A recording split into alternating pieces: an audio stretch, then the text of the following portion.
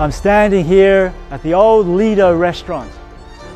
This was the place to be on the shores of the Dead Sea, with tables and chairs and Arabic coffee being served for people to enjoy at sunset the magnificence of the Dead Sea.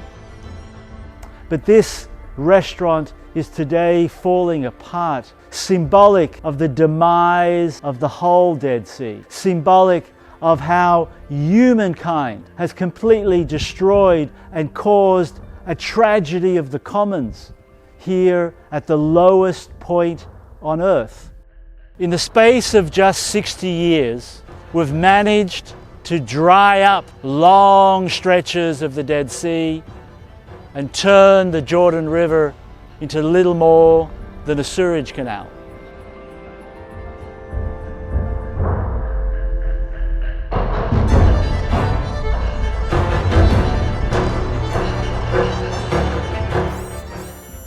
The Dead Sea is a unique part of the African Rift Valley, which is 8,000 kilometers in length from Turkey to Mozambique, Africa. The Dead Sea is the lowest place on Earth. It is 434 meters below sea level. The salinity of the Dead Sea is 34%, which is 10 times more than the Mediterranean Sea.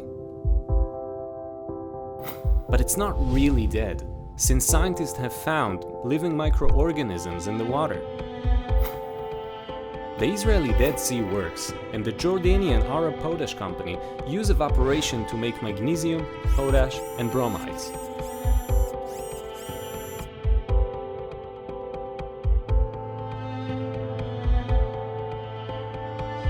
In addition, the muds of the Dead Sea contain natural minerals that are used in the cosmetic industry. So the Dead Sea, a name given during the Roman period, is actually the terminal lake of the River Jordan. And when humankind, Israelis, Syrians and Jordanians, through competition and conflict, decided to capture almost all of the waters of the River Jordan, the repercussions of, instead of 1.3 billion cubic meters of water replenishing the Dead Sea every year, today a trickle of perhaps 4% of the original flow somehow makes its way into the Dead Sea. The Dead Sea is dropping by over a meter every year. It's lost over 35 meters in depth since the massive diversion of the Jordan upstream.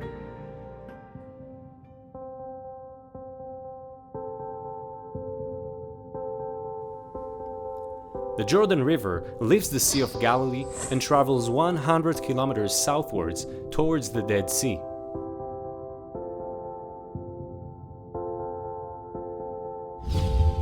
The Degania Dam was created in the 1920s for the hydroelectric power plant in Naharaim. After Israel completed the national water carrier in 1964, which pumped water from the Sea of Galilee to the rest of the country, the dam prevented fresh water from flowing into the lower Jordan River. The Yarmouk River is another source of fresh water to the lower Jordan River. However, it has been diverted by mostly Syria but also Jordan.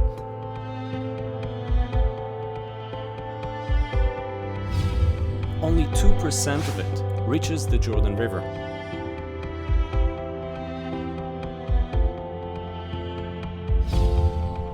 This diversion have caused a 35 meters drop of the Dead Sea level.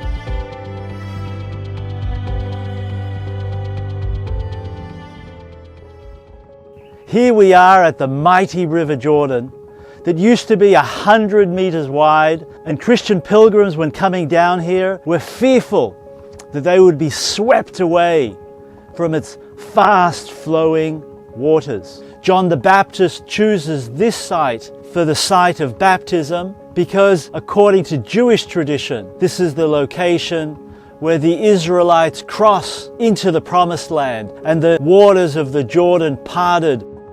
Also, according to Islam, 4 of the companions to the Prophet Muhammad are buried on the eastern banks of the River Jordan. So despite the incredible importance of the river and of this location, a tragedy of the commons has taken place where the river today hardly flows.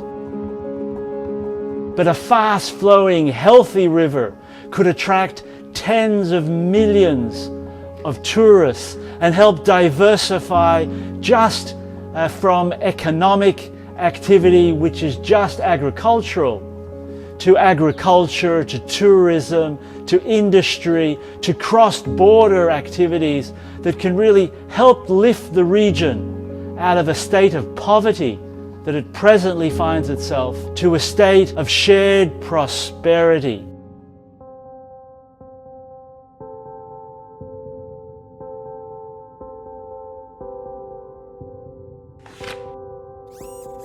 In 1930, the British administration gave concessions that allowed for the extractions of salts and minerals from the Dead Sea. In 1931, the Palestine Potash Company was established in the north of the Dead Sea, and it worked until 1948. In 1951, the Israeli Dead Sea Works was established. In 1956, the Arab Potash Company in Jordan was established. These factories have together caused an additional 30 to 40% demise of the Dead Sea.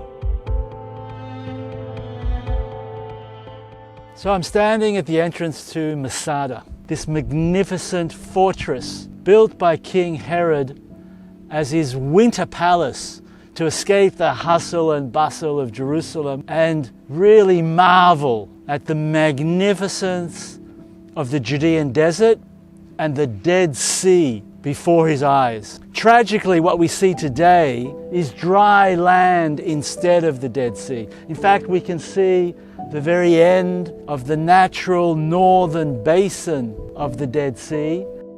We see evaporation ponds that are no more than 2 meters deep in order to maximize the evaporation of the waters of the Dead Sea and to allow the minerals to fall to the floor of the evaporation ponds.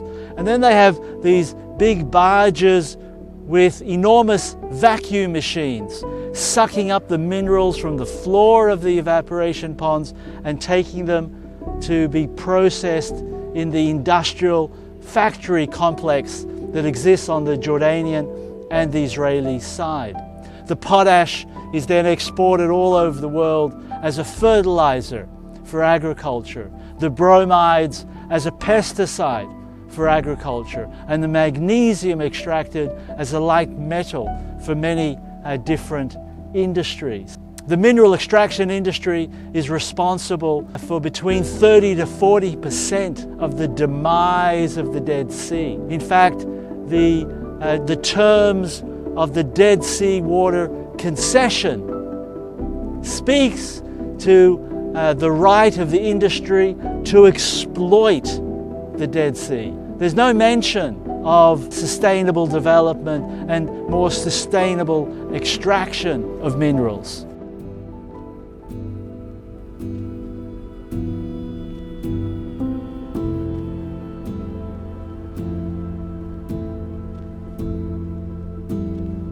We're standing near En-Gedi Spring in Israel on what used to be Road 90, but because of the phenomena of sinkholes, this road had to close. And what we see behind me and all around us are sinkholes. To my right, the Israeli Navy had to leave its base here.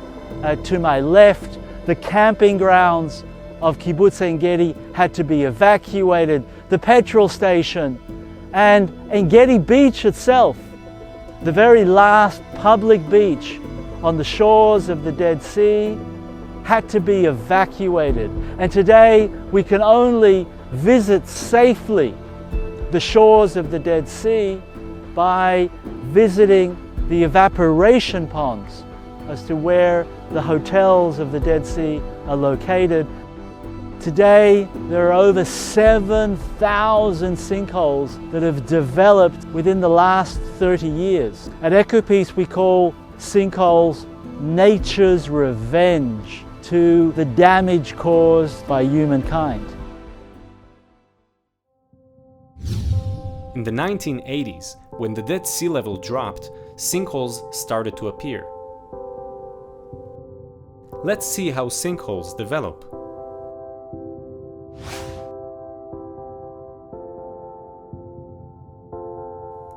When the sea levels drop, fresh underground water dissolves the salty rock, forming holes. Then all the rocks and sand layers collapse into the hole, forming sinkholes. In 2002, a geotechnical surface was laid on Road 90. In 2012, a satellite image showed a 9 meters sinkhole that had developed beneath the road.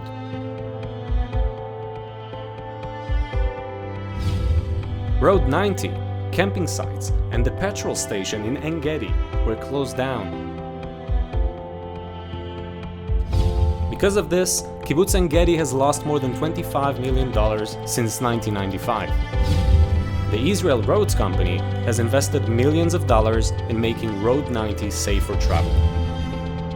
Eli Raz, geologist, was researching sinkholes when suddenly he fell into one and was only rescued after 12 long hours.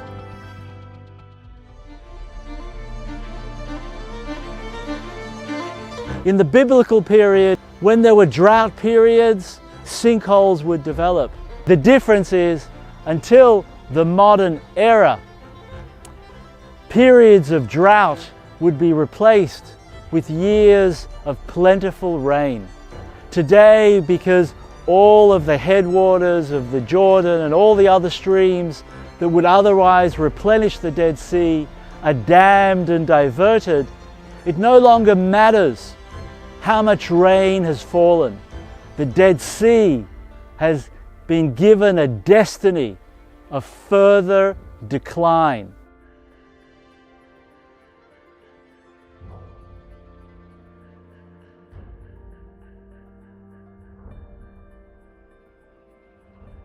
It's currently 44 degrees Celsius, and I can almost feel myself melting away. We're already the most water scarce region in the world. Climate change is threatening to lead to even more days of extreme heat like today. Climate change is already contributing to years of drought and short periods of sudden rain. In fact, over the last 20 years, we've experienced 15 years of drought. Competition over these last 60 years, over the scarce water resources that we have contributed to the demise of our shared ecosystems, of the Jordan River system, of the Dead Sea. Dealing with the root cause of the demise, the rehabilitation of the Jordan, the paying of price of industry so that industry can reduce its footprint and prevent the evaporation of Dead Sea waters. These are two of the issues that are currently on the table that could turn the situation around and at least help stabilize the Dead Sea for the benefit of all future generations.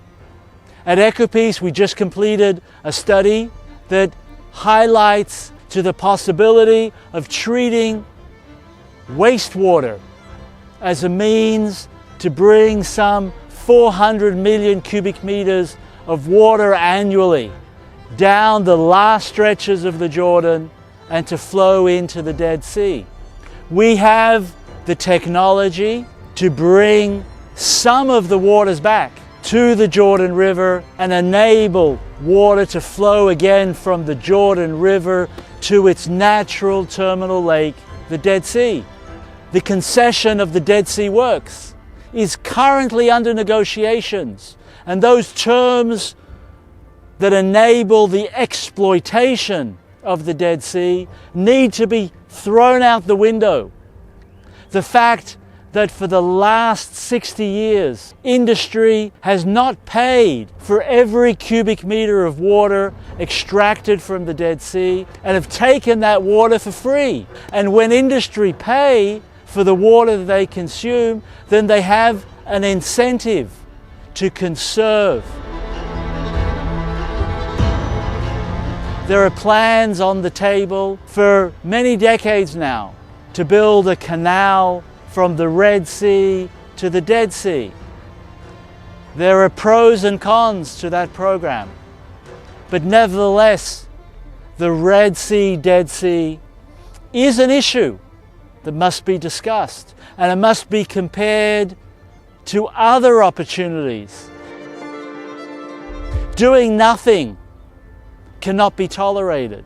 We have the opportunity as citizens, as students, as parents, as communities, to take action from a bottom-up perspective and write to our decision makers, to the media, to do a real tour with members of your family, with members of your school and your community, and open the floodgates for discussion. The Dead Sea needs to be conserved and sustainably utilized for the benefit not only of Israelis, Palestinians and Jordanians, but for the benefit of all future generations across the planet.